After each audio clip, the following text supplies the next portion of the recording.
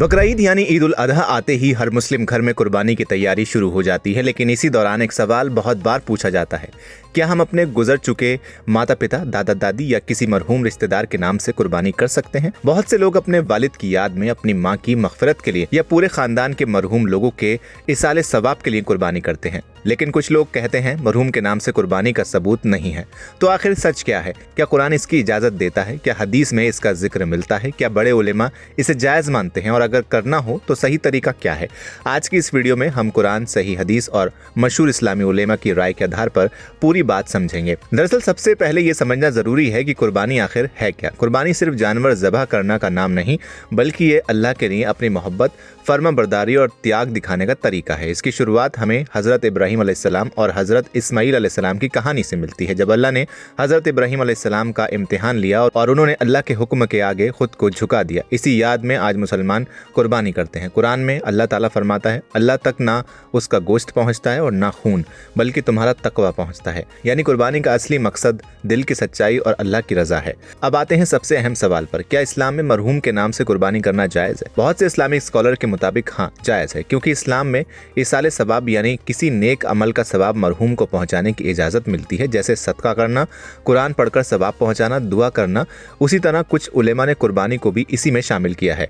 हदीस में आता है कि हज़रत मोहम्मद सल्लल्लाहु अलैहि वसल्लम कुर्बानी करते वक्त फरमाते थे, या अल्लाह, ये मेरी तरफ से है और मेरी उम्मत के उन लोगों की तरफ से जिन्होंने कुर्बानी नहीं की। इससे कई उलेमा ने यह समझा कि दूसरे की तरफ से कुर्बानी करना जायज़ है। कुछ रिवायतों में आता है कि सहाबा कराम भी अपने घर वालों की तरफ से कुर्बानी करते थे, यानी एक कुर्बानी में कई लोगों के सवाब की नियत की जा सकती है। अब बात करते हैं इस्लाम के बड़े फिक्की स्कूल्स की।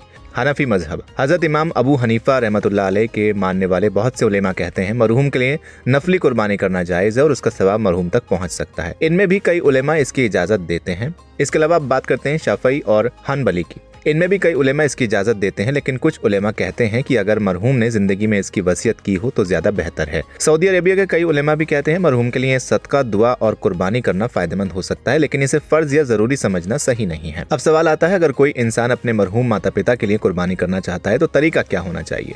उलेमा कहते हैं अगर आप पर कुर्बानी वाजिब है तो सबसे पहले कुर्बानी करें। तो सबसे पहले आप अपने नाम से कुर्बानी करें। उसके बाद अगर अल्लाह ने आपको नवाजा है तो अलग से मरहूम के लिए कुर्बानी नफली करें। अब सवाल आता है, एक बकरा या एक हिस्सा?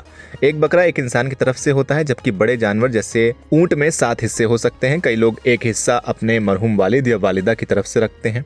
इसके अलावा इसकी नियत दिल से की जाती है, जैसे या अल्लाह, इस कुर्बानी का सवाब मेरे मरहूम वालिदा या वालिद को पहुंचा दे।